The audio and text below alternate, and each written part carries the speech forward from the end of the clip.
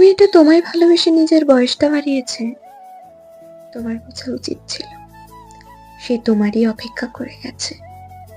যে মেয়েটা তোমার থেকে গিফট নিতে দ্বিধায় পড়ে যেত, তোমার বোঝা উচিত ছিল সে সংসার করার আগেই তার হিসেব করতে শিখে গেছে। যে মেয়েটা যোগ্য পাত্রের মুখের ওপর না বলতে শিখে গেছে, তোমার বোঝা উচিত ছিল সে তোমারই হাতে হাত রাখবার স্বপ্নে বিভোর হয়েছিল। যে মেয়েটা রোমান্টিক কাপলদের গল্প শোনাতো তোমাকে, তোমার বোঝা উচিত ছিল সে তোমাকেই তেমন করেই চাইতো।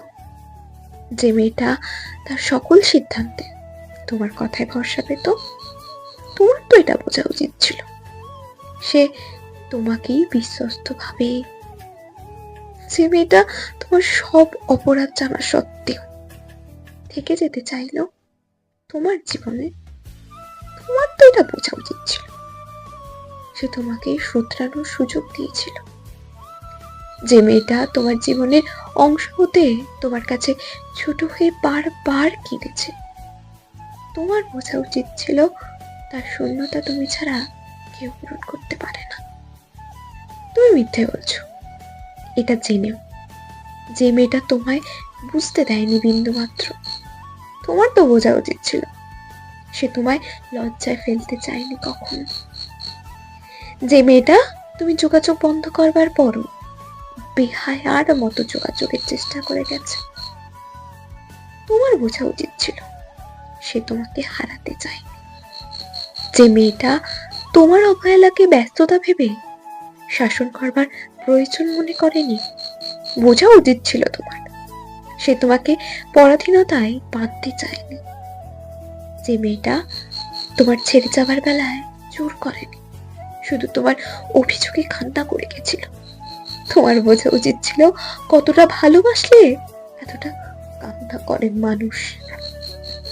অথচ তুমি কিছুই বুঝতে চাইলে না, না তার বয়স, শূন্যতা, কান্না, অপেক্ষা, সুযোগ, সময় কিচ্ছু না। তুমি কেবল অবহেলায় তাকে ঠকিয়ে গেলে, ভুল ব্যাখ্যা করে ব্লেম দিয়ে গেলে, আর মেয়েটা কিনা সব মাথা পেতে নিল। আজ তুমি যেখানেই আছো একবার ভাবো তো সেই মেয়েটার দোষ কোথায় ছিল। যদি এসব প্রশ্নের উত্তর মেলাতে তোমার আজও বিভ্রান্তিতে পড়তে হয়, তবে মনে রেখো তোমার ভালো থাকার দিন শেষ হয়ে গেছে। আর যদি তাকে অবসরে, ব্যস্ততায়, প্রয়োজনে কোথাও মনেই না পড়ে তোমার, তবে ভালো থাকার অভিনয় করেছে, কারণ তুমি প্রেমিক হিসেবে স্বামী হওয়ার যোগ্যতা অর্জন করোনি, কিন্তু অভিনেতা হিসেবে প্রতারক হওয়ার অনেক যোগ্যতা আছে তোমার।